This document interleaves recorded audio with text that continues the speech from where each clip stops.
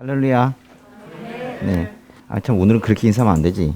그죠? 메리 크리스마스. 이게 뭔가 이게 어감이 메리 크리스마스가 이게 잘, 우리 말에 잘 안 맞아요. 응? 음절수가 메리 크리스마스 그리고는 되게 어색하잖아요. 나만 그래요? 난 아직 그런가 봐. 네. 예, 오늘 예수님께서 이 땅에 오신 날을 기념하는 그런 기쁜 날입니다. 예. 오늘 이 기쁜 예배, 성탄절 예배 오신 분들 모두 환영합니다. 네. 오늘을 제가 무슨 말씀을 나눌까 고민 많이 했어요. 예, 또 크리스마스인데 우리 항상 하는 말씀이 있거든요. 뭐 마태복음 2장이나 누가복음 3장이나 이사야서 53장이나 뭐 이사야서 7장이나 9장이나 뭐 있어요. 근데 오늘은 조금 특별한 이야기를 좀 나눠보려고 합니다. 먼저 말씀 읽고 시작하도록 하겠습니다. 누가복음의 10장의 27절인데요. 요 한 절입니다. 한번 크게 한번 읽어볼게요. 율법학자가 대답했습니다. 내 마음을 다하고 내 목숨을 다하고 내 이 힘을 다하고 내 뜻을 다해 주 내 하나님을 사랑하라고 했고 또 내 이웃을 내 몸같이 사랑하라고 했습니다. 그래. 한 율법학자가 예수님을 시험하려고 물은 거예요. 선생님, 제가 무엇을 해야지 영생을 얻을 수 있습니까? 이렇게 물었어요. 그러자 예수님이 성경에 뭐라고 써 있느냐 이렇게 물으셨고, 율법학자가 지금 읽으신 말씀처럼 하나님을 사랑하고 이웃을 사랑하라 이렇게 말씀하신 거예요. 어떤 질문에 어떻게 대답하셨다고요? 뭐 해야지 영생을 얻을 수 있습니까? 라고 했더니 사랑이야 라고 말씀하신 거예요. 사랑하고 계세요? 뭐 사랑할 만한 사람을 사랑하는 것도 쉽지 않아요. 예수님께서는 사랑할 만하지 않은 죄인까지도 사랑하셨는데, 사실은 우리는 사랑할 만한 사람도 제대로 사랑하지 못하고 있는 그런 입장이죠. 아이고, 멀리까지 갈 게 뭐가 있어요. 가족도 사랑하기가 좀 힘든 우리 입장을 보세요. 우리가 그렇게까지 사랑 불구자로 살아가고 있는 겁니다. 그런데 율법학자가 대답을 제대로 한 거예요. 성경은 딱 두 가지 아닙니까? 성경의 진리는 딱 두 가지인데요. 하나님 사랑, 이웃 사랑 아닙니까? 예수님? 그랬더니 예수님께서 내 말이 옳다 그러셨어요. 그래서 예수님께서 뭔가 긍정을 해 주신 거예요. 근데 어떻게 이 율법학자는 성경의 그 전체 진리가 하나님 사랑, 이웃 사랑으로 요약된다는 걸 알았을까요? 율법학자니까 알겠죠. 구약 성경을 많이 읽었으니까 알겠죠. 오늘은 뭐 어려운 질문 없어요. 예. 율법학자니까 구약 성경에 대해서는 잘 알고 있었을 거예요. 당연히 그 쉐마의 말씀이라고 하는 신명기 6장의 말씀도 잘 알고 있었을 겁니다. 그러니까 신명기 6장의 5절 잠깐 읽어보도록 하겠습니다. 너는 내 온 마음을 다하고 영혼을 다하고 힘을 다해서 내 하나님 여호와를 사랑하여라. 이게 뭔가 하나님을 사랑하는 걸 마음을 다하고 영혼을 다하고 힘을 다해서 사랑하래요. 그야말로 모든 것을 다 던져서 전 인격적으로 그렇게 하나님을 사랑하라 그런 말이에요. 또 율법학자는 레위기 19장의 말씀도 알고 있었을 거예요. 레위기 19장의 18절 읽어보도록 하겠습니다. 너는 내 형제에게 복수하거나 원한의 마음을 품지 마라. 다만 너는 내 이웃을 내 자신처럼 사랑하여라. 나는 여호와다. 이웃을 자신처럼 사랑하래요. 자신처럼 사랑하래요. 그러니까 차별 없이 아주 소중하게 그렇게 대하라는 말이에요. 율법학자는 제대로 성경을 이해하고 있었고 이 두 말씀을 조합을 해서 성경에서의 가장 위대한 계명 두 가지를 예수님께 말씀드린 거예요. 사랑 아닙니까? 그랬더니 예수님께서 네 말이 옳다 그랬지만 속으로 이런 말씀하셨을 거예요. 제법인데, 그렇죠? 어떻게 그걸 두 말씀이 따로 떨어져 있어요, 사실은. 근데 그걸 갖다 모아서 지금 예수님이 딱 원하는 그 대답을 한 거예요. 우리는 신명기 6장 5절과 레위기 19장 18장의 말씀을 조합한 이 누가복음 10장의 27절의 말씀을 사랑에 대한 율법이다 이렇게 부를 수 있어요. 왜 이게 율법인가? 모두 명령형으로 되어 있기 때문이에요. 하나님을 사랑하라, 이웃을 사랑하라. 뭐 그러면 좋겠다가 아니라 그렇게 하라고 말씀하시잖아요. 명령형으로 되어 있는 거거든요. 다시 한번 묻겠습니다. 무엇을 해야 영생을 얻을 수 있다는 얘기예요? 사랑이죠. 그러니까 영생과 사랑을 연결시키고 있어요. 참 부담이 되는 말씀이에요. 이 사랑을 참 하지 못하는 우리들 입장에서는 사실 뭐 영생과 구원을 위해서 이 교회에 나왔는데 사랑만 하지 못하고 있다면 어쩌자는 건지, 그죠? 아주 정말 답답한 노릇인 거죠. 근데 하나님 사랑과 이웃 사랑이 또 떨어져 있지 않다고 성경은 말해요. 밀접하게 두 가지가 붙어 있어요. 그게 성경의 가르침이에요. 그러니까 하나님을 사랑해야지 이웃 사랑도 가능한 거지, 하나님 사랑 없이 이웃 사랑을 지속적으로 하기는 애초에 불가능하다, 그 얘기를 하는 거예요. 자기 의만 커지죠. 누가 나를 봐주지 않는가, 누가 박수 쳐주지 않는가, 뭐 이런 생각 하겠죠. 하나님을 사랑해야 이웃 사랑도 가능합니다. 하나님의 사랑, 이웃 사랑, 이걸 한문으로 쓰면 경천애인이에요. 경천애인. 읽어보세요. 좀 유식해 보이죠? 경천애인. 뭔가 존경하라는 거예요. 경외하라는 거예요. 하나님을. 그리고 사랑하라는 거예요. 인. 이게 한문에서 그냥 인자 하나 쓰면 다른 사람이거든요. 예? The others. 다른 사람이에요. 그러니까 남을 사랑하라, 뭐 이런 뜻이에요. 하나님을 공경하고 사람을 사랑하라. 뭐 우리는 다 여기는 사랑이라고 표현했지만 결국 이 얘기를 하고 있는 거예요. 그 다음 사진 보세요. 누굽니까? 지금 누가 대답했어요? 최창호 집사님. 대단하십니다. 역시 가장은 다 다른 것 같아요. 네. 조만식이에요. 맞아요. 제가 힌트도 드리려고 그랬는데 힌트가 필요 없어졌습니다. 네. 네. 일제강점기인 1920년대에 물산 장려운동을 시작했던 분이에요. 바로 조만식이라는 분이에요. 알고 계십니까? 네, 사실은 매우 중요한 사람이에요. 내 살림 내 것으로, 우리 것 우리 우리 제조로, 뭐 이런 구 아래 시작했던 것이 바로 물산 장려운동인데요. 바로 뭐 이런 것들이에요. 1920년에 회사 설립이 허가제에서 신고제로 바뀌었거든요. 그러니까 우리나라에 회사 설립이 쉬워졌어요. 지금 수업하고 있는 거 같죠? 또 1923년에는 관세 철폐령이 내려져서 일본산 물품이 우리나라에 쉽게 들어오게 되었어요. 그래서 뭔가 회사령이 철폐되고 관세령이 철폐되면서 우리나라에 일본산 물건이 아주 넘쳐나게 되었어요. 그러니까 사람들이 그러니까 일본산 물건을 쓰는 거예요. 그래서 안 되겠다, 국산품 애용운동을 해야 되겠다 해서 일으킨 것이 바로 물산 장려운동인데요. 그 물산 장려운동이 처음에는 평양에서 시작이 됐는데 그 다음에 서울로 번져갔다가 나중에는 전국으로 퍼져나간 아주 큰 그런 운동이었습니다. 1920년대에 있었던 것이 바로 물산 장려운동이에요. 맞아요. 조만식이라는 분인데 이분의 호는 고당입니다. 고당 조만식 해봐요. 고당 조만식 아주 유명한 분인데 이제 크리스천들은 사실은 꼭 알고 있어야 되는 그런 사람이기도 합니다. 크리스마스를 맞아서 일제강점기라는 그 혹독한 시기에 오로지 기독교 신앙으로 버텨왔던 그 한 신앙의 선배, 뭐 그분을 한번 보려고 하는 거예요. 아니 온리주 교회에 와야지 이런 얘기 듣지 어디 들어요? 예, 그렇죠? 예. 조만식의 호는 여기는 그대로 고당입니다. 고당 조만식은 1883년 2월 1일에 평남 강서군에서 태어났어요. 아버지 이름은 조경학인데 아주 전형적인 선비였습니다. 그래서 아주 어려서부터 엄격하게 교육을 받고 자랐어요. 조만식은 7살부터 한문 공부를 시작했거든요. 7살.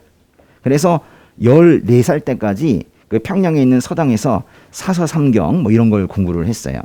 근데 이제 15살에 이제 드디어 일을 시작합니다. 15살에 뭐를 했냐면요. 평양 종로에다가 포목전을 차리고, 포목전 알아요? 그 천 파는 거예요. 포목전을 차리고 장사를 시작을 했어요. 나중에 이제 지물포를 하기도 했는데 그런 장사를 8년을 했습니다. 8년을. 그러면서 이제 뭐 아주 어려서부터 장사를 하면서 사람들을 많이 어울리고 그러면서 술을 좀 많이 마셨어요. 술을 아주 많이 마셨어요. 그래가지고 조만식 하면 당시에 술 좋아하는 사람, 술 많이 먹는 사람, 뭐 이렇게 이제 생각을 한 거예요. 근데 뭐 이렇게 어려서부터 빨리 장사를 시작했을까요? 사실 결혼을 빨리 했거든요. 결혼을 13살에 했어요. 그거 뭐예요? 좋다는 거야, 안 좋다는 거야? 근데 아내가 결혼 7년 만에 죽었어요. 그러니까 13살에 결혼을 해서 아내가 7년 만에 죽었으니까 아내가 몇 살에 죽은 거예요? 20살 때. 20살 때 아내의 죽음을 경험했어요. 조만식이 받아들일 만한 나이는 사실은 아니었던 것 같은데 뭐 그렇게 됐어요. 근데 그 죽은 아내가 사실 애를 낳아놓고 죽었어요. 또 애는 조칠승이라는 애였는데 사실은 발달장애 아이였어요. 그래서 이 장애인을 낳아놓고는 죽은 거예요. 그래서 이 조칠승이라는 그 아들도 결국 나중에 요절을 합니다. 조만식은 좀 아픔이 좀 많았던 것 같아요. 조만식이 이제 22살이 되던 해에 이제 서당에서 알게 되었고 나중에 지물포 영업을 할 때 그때 동업도 했던 사람이 있었는데요. 바로 한정교라는 사람이에요. 한정교 해봐요. 한정교 그 친구가 전도를 해요. 그러니까 우리 항상 이게 보면은 전도가 있어요. 친구가 교회 가자 뭐 겨우 그 정도이겠지만은 이게 진짜 큰 얘기거든요. 그래서 이제 전도가 되어서 당시에 교회에 나가게 됐어요. 조만식이 가보니까 안 되겠는 거예요. 가보니까 새 사람이 돼야 되겠는 거예요. 그래가지고 당시에 이제 많이 마셨다고 그랬잖아요. 술을 일단 끊었어요. 그리고 술과 항상 같이 가는 게 담배인데 담배도 끊고 그러면서 방탕한 생활을 정리하기 시작을 했습니다. 교회에 나가게 된 그 다음에 그러니까 조만식이 23살이 되었을 때 조만식이 숭실중학교에 중학교라고 말하지만 중고등학교 합친 개념인데요. 숭실중학교에 늦은 나이로 입학을 했어요. 당시 이 나이에 가는 사람은 없는데 정말 만학도죠. 늦게 23살에 숭실중학교에 입학을 했어요. 숭실학교 누가 세웠습니까? 베어드라는 분이 세웠어요. 베어드. 선교사. 아시죠? 모르는 척 하지 말고. 우리나라 말로는 배위량이라고 그래요. 배위량이라고 하는 이 베어드 선교사가 세웠죠. 지금 숭실대학교에도 가면 그래서 베어드 기념관인가? 맞죠? 베어드 홀? 베어드로 있어요? 그거 어떻게 알아요? 그렇게. 저희 숭실대학교 학생이 한 명 있어가지고 그래요. 미션 스쿨이에요. 처음에는 뭐 한문, 성경, 수학, 체조 이런 걸 가르치다가 나중에 과목이 점점 많아졌습니다. 중고등학교로 시작을 했는데 나중에는 대학부가 생겼어요. 그래서 이제 숭실대학교가 되었는데 1908년에 우리나라 최초의 대학 졸업생을 배출한 거예요. 우리가 일제강점기 전에 대학교가 있었다니까요. 1908년에 대학교 졸업생이 나왔다고요. 그런데 1910년에 강제 병합이 됐잖아요. 그러면서 일본이 뭐라고 그랬냐면 당시 그 1차 조선교육령 때 그때 뭐라고 그랬냐면 대학교라는 이름을 쓰면은 안 된다 그랬어요. 대학교라는 것은 없어야 된다. 대학교라는 이름을 쓰면 폐교다 그랬어요. 그래가지고 당시 이제 다른 학교들이 다 대학교의 모습을 갖추어도 그냥 중고등학교 뭐 이런 표현을 쓰고 있었어요. 그래서 1930년대에 신사참배를 강요할 때 숭실학교는 그건 이제 끝내 거부하다가 결국 자진 폐교하고 말았습니다. 그러다가 이제 광복구에 다시 재건을 하고 1950년대 들어서 지금의 숭실대학교가 되어 있는 거예요. 조만식이 이 숭실학교에 입학한 때가 나이로는 뭐 23살이라고 했지만 사실은 1905년인데요. 1905년은 을사년입니다. 그때 무슨 게 있었어요? 을사조약이 있었죠. 그러니까 역사를 같이 살아온 사람인데 그 을사조약이 있던 그 해에 이 숭실학교에 입학을 한 거예요. 조만식은 숭실학교에서 가르치는 그 성경의 진리에 감화되어서 참 크리스천으로 성장해 갔습니다. 친구가 전도를 하고 이 미션 스쿨에 들어가서 크리스천으로 성장해 가는 거예요. 그러면 사람이 바뀝니까? 좀 바뀌겠죠. 딴 사람들이 다 보기에 야, 너 좀 바뀌었다, 야. 하나님 계시냐? 뭐 이러면서 이제 얘기하겠죠. 근데 솔직하게 말씀해 보세요. 정말 완전히 바뀝니까? 습관이 있잖아요. 습관이. 죄의 습관이 있고 예전에 가지고 있던 습관이 있잖아요. 그래서 조만식도 옛날의 습관이 다시 살아난 거예요. 다시 또 술을 마시고 다시 또 담배를 피고 그랬어요. 특별히 이제 학교에서 담배를 피다가 걸려가지고 벌을 받기도 하고 그랬습니다. 그러니까 믿음이 생겨도 습관이 빨리 바뀌지 않는 거예요.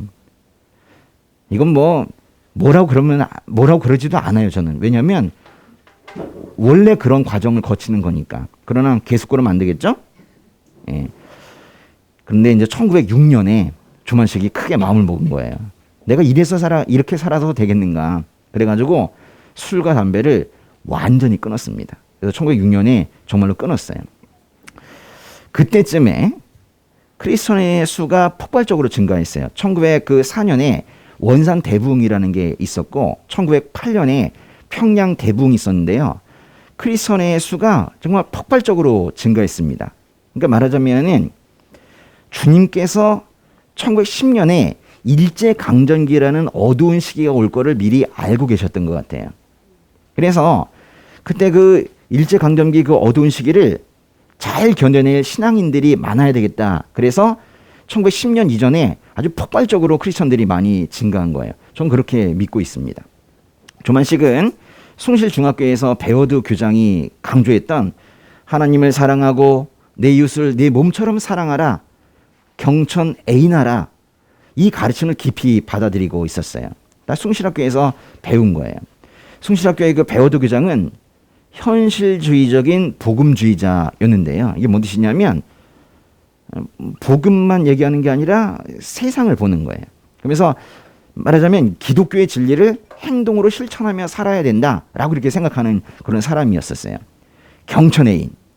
그 베어드 교장이 숭실학교에서 말했던 그 가르쳤던 그 내용이 조만식의 마음속에 자리 잡힌 거예요. 조만식은 그 경천애인, 그 마태복음과 누가복음과 마가복음에 나오는 이 말씀을 그대로 따르려고 노력을 했어요. 술을 끄는 조만식은 이제 집에 가다가 만약에 노숙자를 이렇게 만나게 되면 집에 데려다가 밥도 먹이고 잠도 재워주고 하는 그런 사람으로 바뀐 거예요. 조만식은 이제 3년 후에 26살이 되었는데요. 그때 숭실중학교를 졸업을 했습니다. 졸업하던 해가 1908년이에요. 조만식은 이때 더 배워야 한다는 생각을 한 것 같아요. 그럼 어디 가야 되나요? 유학 갑니다. 집이 잘 살지도 못했는데 좀 이렇게 이런 생각을 하나 봐요. 그래서 1908년에 일본 도쿄로 유학을 가서 우선 영어가 좀 돼야 되고 말이 좀 돼야 되니까 세이스쿠 영어 학교라는 데 입학을 해가지고 한 3년 동안 영어 공부를 합니다. 그리고 1910년이 되어서 드디어 이제 1910년 4월에 일본의 도쿄에 있는 그 명치대학이라고 있어요. 메이지대학. 메이지대학의 그 법학부에 들어가게 돼요. 언제 들어갔다고요? 1910년 4월에 메이지 대학에 들어갔다. 근데 여러분 우리가 강제 병합이 된 게 언제인지 아세요? 여름에 됐어요. 8월에. 그러니까 들어가자마자 1910년에 들어가자마자 4달 정도 지나가지고 바로 강제 병합이 된 거예요. 그래서 이제 조만식이 어쩔 수 없이 잠시 고국으로 돌아왔는데 자기 혼자 힘으로는 아무것도 할 수 없는 걸 이제 알게 된 거예요. 그래서 다시 도쿄로 가게 되었습니다. 조만식은 도쿄에 가서 당시에 그 장로교와 감리교를 연합해서 교회를 하나 세웠어요. 근데 장로교와 감리교 교단이 다르니까 점차 따로 예배를 드리고 싶어 하는 거예요. 그래가지고 양쪽을 막 설득을 해서 결국 같이 예배를 드리게 했습니다. 그걸 이제 뭐라고 하냐면 장로교의 장자와 감리교의 감자를 따서 장감연합교회라고 부르는데요. 이제 그런 걸 시작을 했어요. 그래서 장로교 목사와 감리교 목사가 한 명씩 있었는데 번갈아 가면서 시무를 하고 설교를 하고 그렇게 했습니다. 1913년에 대학을 졸업하고 미국으로 갈까 하다가 조만식은 결국 조선으로 한국으로 들어오게 됩니다. 귀국한 조만식은 선생님이 되는데요. 그 평안북도 정주에 가면 오산학교라고 있거든요. 오산학교의 선생님이 돼요. 13년에 돌아와서 오산학교의 선생님이 됩니다. 오산학교는 누가 만들었어요? 남강 이승훈 선생이 만들었죠. 남강 이승훈. 그렇죠? 외우세요? 아니, 왜냐하면 여기 그 강변북로 이렇게 쭉 오다 보면요, 거기 학교가 보여요. 오산학교가. 근데 이상하다. 정주에 있다면서. 저기 원래 북한에 있었는데 6.25 때, 저 6.25 전쟁 때 저 부산까지 내려갔었어요. 학교도 피난을 갑니다. 그래서 이제 갔다가 아예 북한까지 올라가지 않고 여기 용산구에 머물렀어요. 그게 바로 오산학교입니다. 오산학교 아주 유명한 학교예요. 거기에 이제 조만식이 교사가 되었는데 2년 만에 오산학교에 교장이 됩니다. 오산학교 보이나요? 예. 근데 여기 지금 보니까 잘 보이지도 않는데 여기 학교예요. 근데 여기 뭐 이렇게 불탔는데 일본 애들이 이제 불태운 뭐 그런 이제 학교이기도 합니다. 6.25 전쟁 때 부산까지 피난을 갔다가 지금은 서울로 올라와서 지금 용산구에 있는 그런 학교예요. 1915년에 조만식이 33살이 되었을 때 조만식이 오산학교의 젊은 교장이 되었는데요. 당시에 가족을 평양에 두고 혼자 정주 오산학교에 그 기숙사에서 사감으로 겸임을 하면서 결국 애들과 함께 지냅니다. 조만식은 키가 작았습니다. 저는 아주 좋아해요. 조만식은 키가 작았는데 아까 우리 사진에서 봤지만 머리를 빡빡 밀고 검은 두루마리를 입고 뭐 그렇게 살았어요. 아주 땅딸보 그런 느낌 그런 거예요. 오산학교에 근무할 때는요. 근데 당시에 급여도 받지 않았다고 그래요. 아니 급여도 받지 않고 집에도 가지 않고 애들이랑 같이 살고 도대체 어떻게 산 겁니까? 그러니까 조만식은 이때 이미 먹고 사는 문제를 넘어선 것 같아요. 예수님께서 뭐라고 그러셨냐면 무엇을 입을까, 무엇을 먹을까, 무엇을 마실까 걱정하지 말라고 했거든요. 그걸 그대로 믿어버린 거죠. 어차피 뭐 다 먹이시니까. 그러면서 그 가르침을 그대로 받아들여가지고 그렇게 급여 없이도 그냥 그렇게 살 수 있었던 거예요. 조만식은 학생들에게 신학문인 역사와 지리를 가르치고 사도행전을 가르쳤어요. 그리고 애국을 하라고 가르쳤습니다. 조만식의 3대 교육 이념은 첫째, 이웃을 사랑하고 교례를 사랑할 것. 둘째, 예수님을 믿어서 의롭게 살 것. 셋째, 학문에 힘쓸 것이었어요. 너무 빨리 말했네. 이 3대 이념은요, 송구스럽게도 저의 인생관이기도 해요. 그 세 가지가 뭐냐면요, 이거예요. 한번 읽어보세요. 첫 번째, 이웃을 사랑하고 교례를 사랑하라. 두 번째, 예수를 믿어 의롭게 살라. 세 번째, 학문에 힘쓰라. 이게 고당 조만식의 그런 가르침인데, 저랑 거의 같아요. 저도 늘 얘기하는 게 이거거든요. 이분은 이 예수란 이분한테 모든 것이 달려있다고 생각한 것 같아요. 그러니까 예수님을 믿느냐 안 믿느냐가 우리 역사가 우리 나라가 제대로 가느냐 안 가느냐 그 기준이 된다고 생각한 것 같아요. 참 귀한 분입니다. 조만식의 제자 중에 한 명이 김소월이라는 사람이 있거든요. 김소월. 예. 김소월이 나중에 시를 썼는데요. 한번 읽어볼까요? 평양서 나신 인격의 그 당시님 JMS. 이게 조만식인 것 같아요. 그죠? 조만식. 예. 덕업 날을 미워하시고 제조 있던 날을 사랑하셨다. 오산 계시던 JMS. 10년 봄 만에 오늘 아침 생각난다. 근년 처음 꿈없이 자고 일어나며 자그만 키와 여인 몸매는 다른 쇠끝 같은 지조가 뛰어날 듯 타듯하는 눈동자만이 유난히 빛난다. 민족을 위하여는 더도 모르시는 열정의 그님. 그러니까 뭔가 제자가 보기에도 그 선생이었던 조만식이 이렇게 열정적으로 이렇게 학문도 가르치고 나라도 사랑하고 예수도 믿고 그렇게 살았던 것 같아요. 공부도 열심히 하고 그러니까 잘 가르치고 그러니까 생업도 열심히 하고 예수도 열심히 믿고 나라도 사랑하고 뭐가 더 있어요? 예? 1919년이 되었는데요. 오산학교가 매우 바빠졌어요.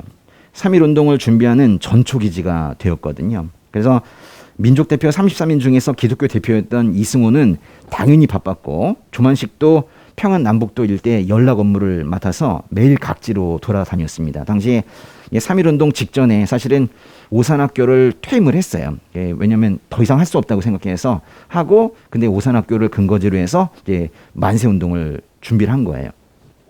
3월 1일 당일에 평양의 3.1운동은 이승훈이 지휘하고 조만식이 협조하면서 그렇게 이루어졌어요. 장대영 교회, 남산원 교회, 이런 교회에서 낮 12시에 고종 황제의 추도식, 장례식을 마치고 거리를 뛰어나와서 이렇게 태극기를 흔들면서 만세를 부른 거예요. 근데 일제가 이제 진압을 했겠죠. 총을 쐈겠죠. 그래서 핏물로 번졌습니다. 조만식은 3월 4일에 결국 이제 상하이로 망명을 하려고 가다가 결국 일본 경찰에 잡혀요. 그래서 징역 1년을 선고받게 됩니다.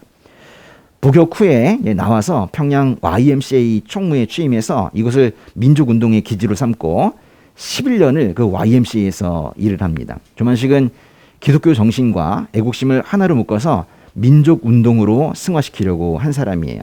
조만식은 평양 고아원을 재단 법인으로 바꾸고 큰 재정을 도와서 돕기도 했던 그런 사람이에요.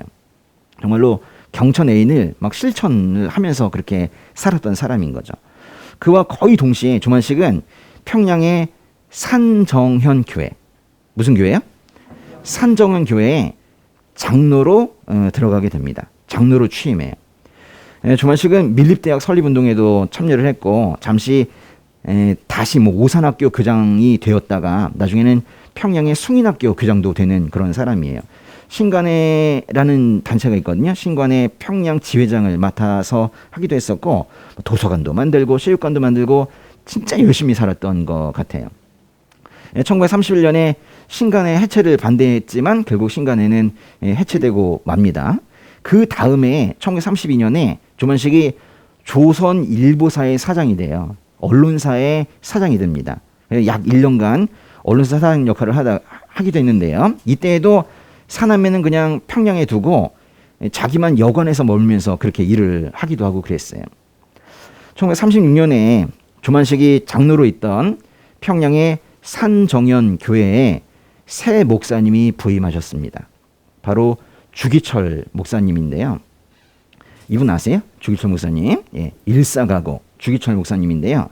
주기철 목사는 당시 남쪽의 저 밑에 마산에서 목회를 하고 계셨는데 신사참배 반대를 가결시켜 놓고 혼자 투쟁하고 있었어요. 주기철은 조만식이 오산학교 교장일 때 오산학교 학생이었어요.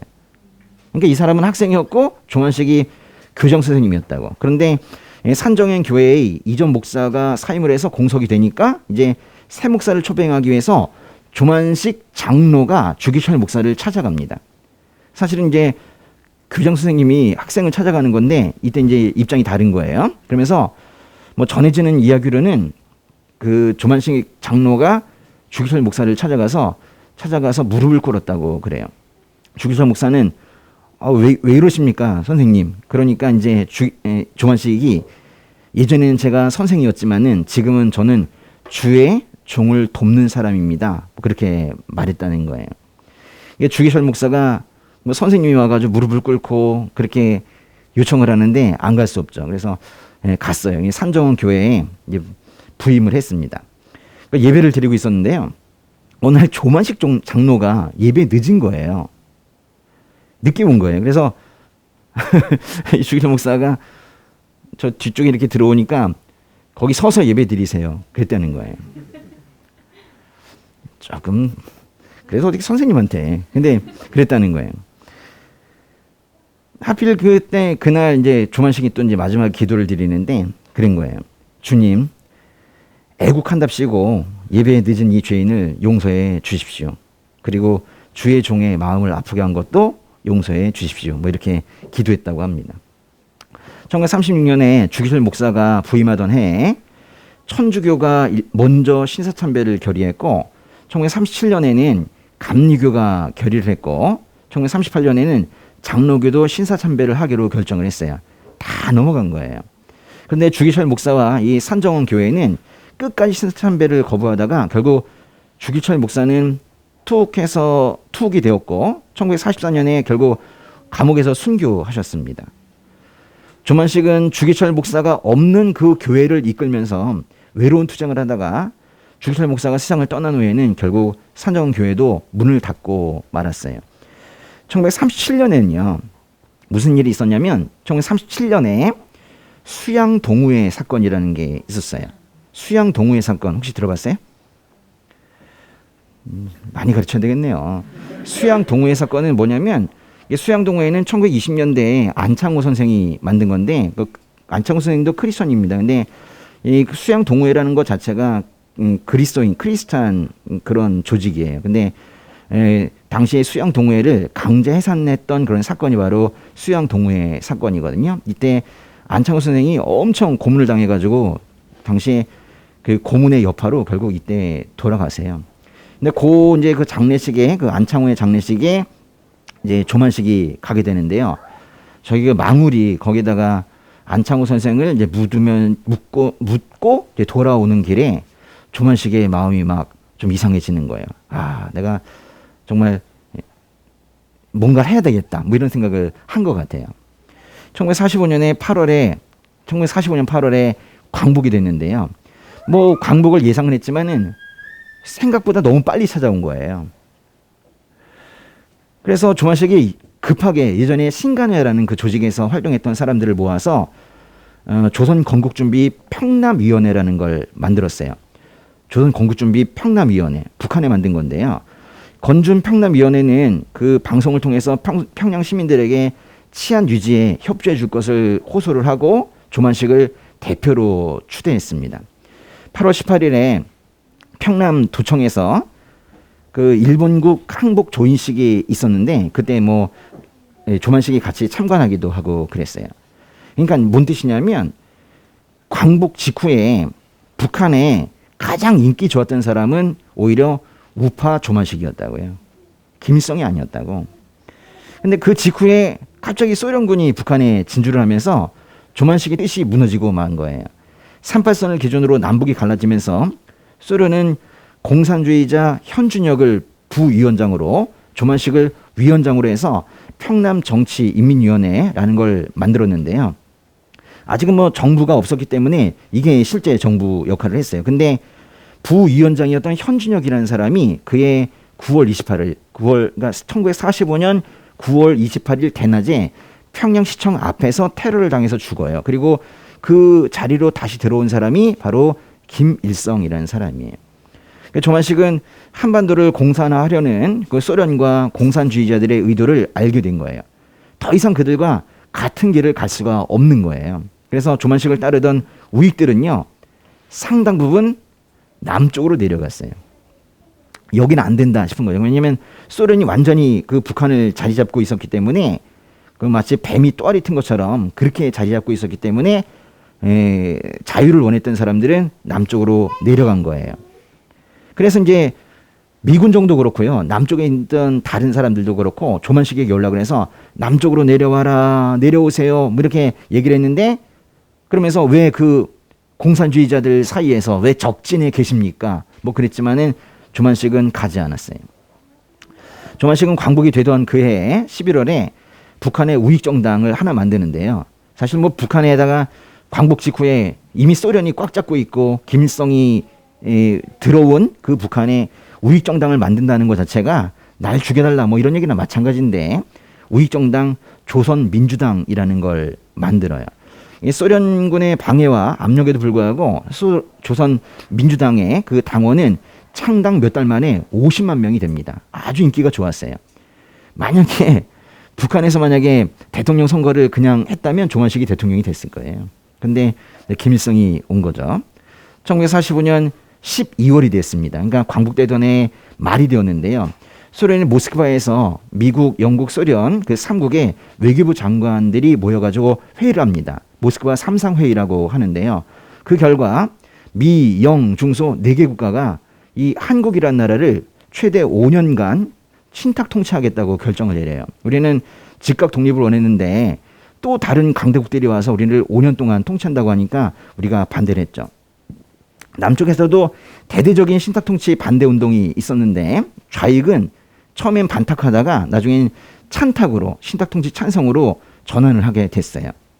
북쪽에서 가장 영향력이 있었던 조만식도 역시나 신탁통치를 반대했는데요. 위쪽에서는 조만식의 신탁통치를 반대하고 남쪽에서는 이승만과 김구가 신탁통치를 반대하고 있는 그런 상황이었어요. 근데 북쪽에 있던 조만식 신탁통치를 반대하는 걸 보면서 1946년 1월 5일 그러니까 모스크바 삼상회의가 있고 나서 며칠 지나지 않아서 소련이 조만식을 잡아서 고려 호텔이라는 곳에 고려 호텔에 감금을 시킵니다.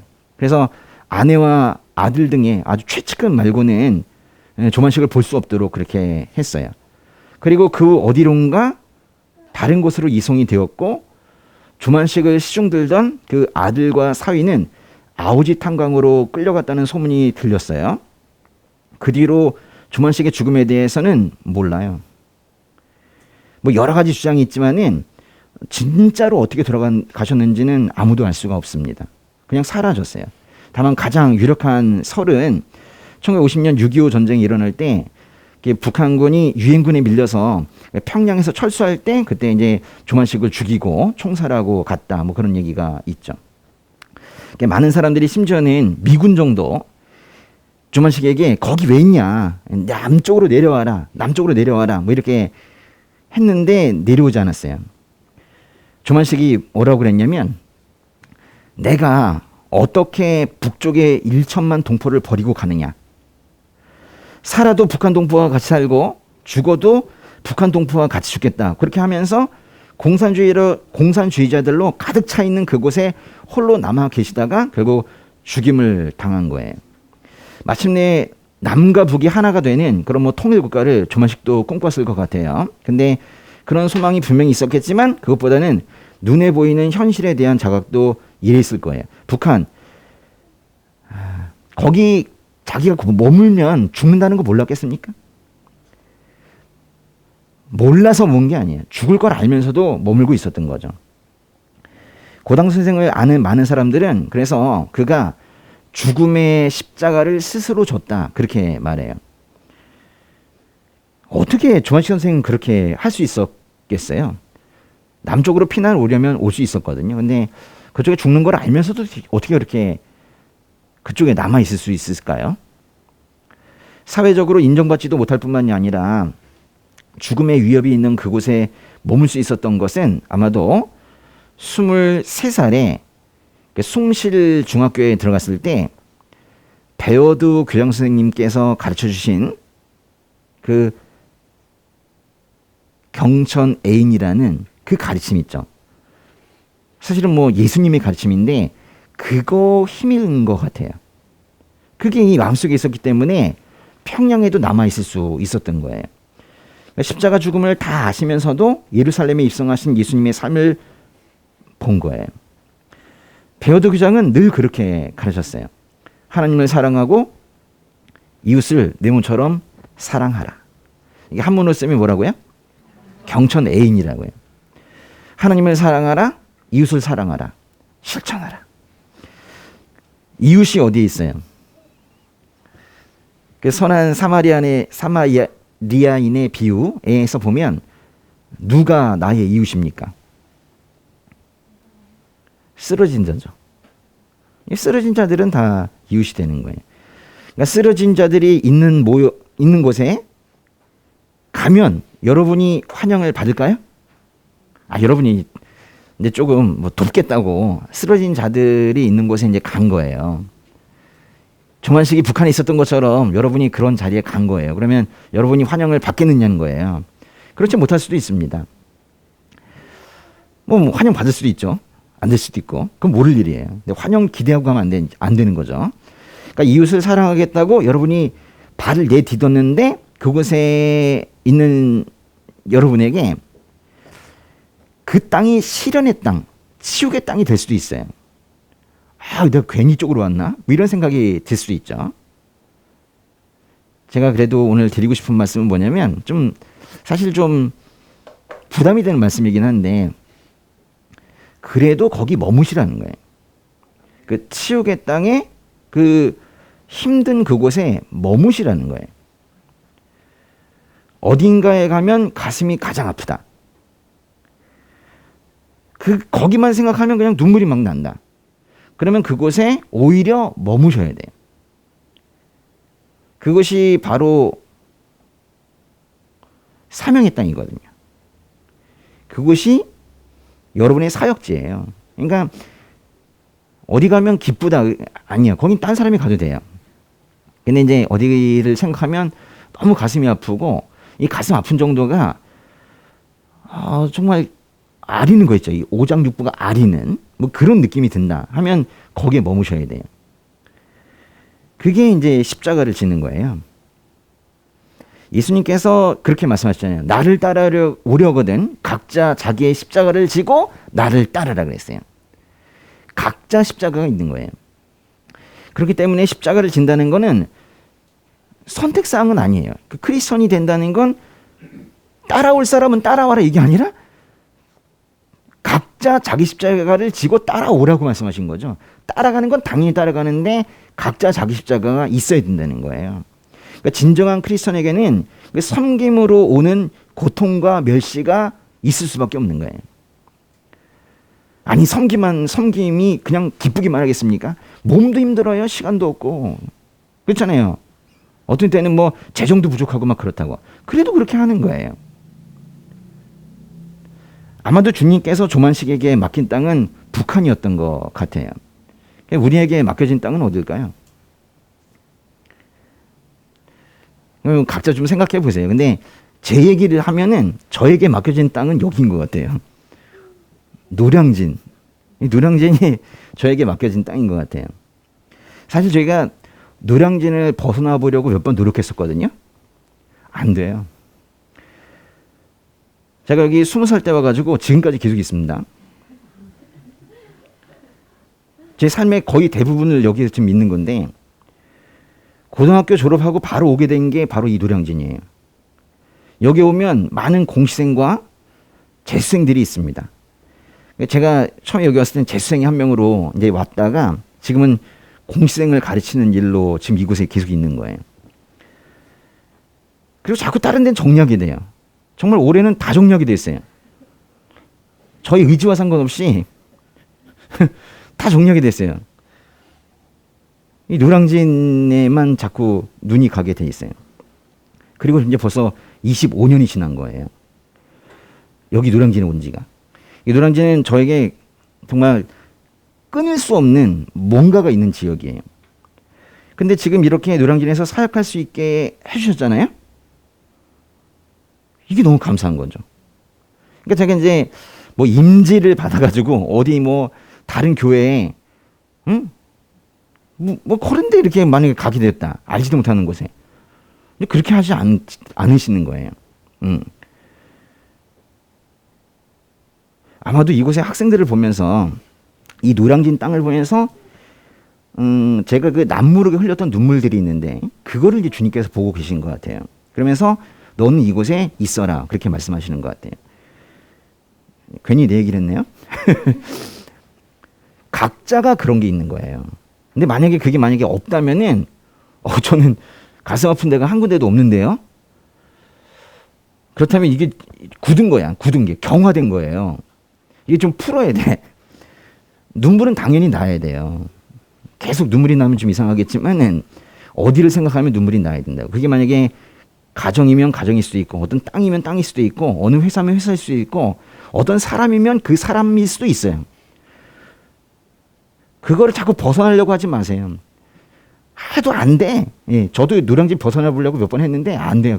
이제는 그냥 주님 쓰세요. 그냥 그러고 있어요. 어떤 사람들은 뭐 저보고 이제 어떤 교회에 뭐 부임하면 좋겠다니 무슨 이러면서 뭐 무슨 기도를 해가지고 뭐 응답을 받았대. 그럼 저희가 끊죠. 저는 응답 못 받았습니다. 저 은근히 연락 많이 와요. 아세요?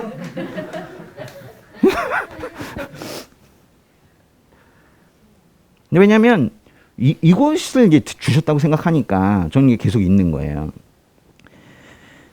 조만식에 대한 역사를 이렇게 보면서 저는 사실 뭐 6년 전부터 조만식이란 분을 계속 연구를 하고 있었는데 제가 막 흠모하게 돼요. 너무 나랑 생각이 비슷한 분인데 전 사실은 못하거든요. 노량진에 섬겨도 북한까지 섬길 수는 없는 것 같아요. 그러니까 제가 이게 문제인 거예요. 그래서 이제 제가 좀 더 높이 두고 보는 거죠. 또 이제 그분 위에 계시는 주님이 계시기 때문에 그 사람이 변한 건데 결국 그렇게 넘겨서 계속 보고 있는 거예요. 오늘은 이제 크리스마스인데요. 크리스마스에 갑자기 종아식 얘기를 해서 놀라셨죠? 왜 오늘 이 얘기를 하냐? 예수를 따라서 살아간 한 사람을, 즉 역사 속 한 인물을 만나보고 싶었습니다. 예. 한국사도 공부하고 좋잖아요. 그렇죠? 예, 기도하겠습니다.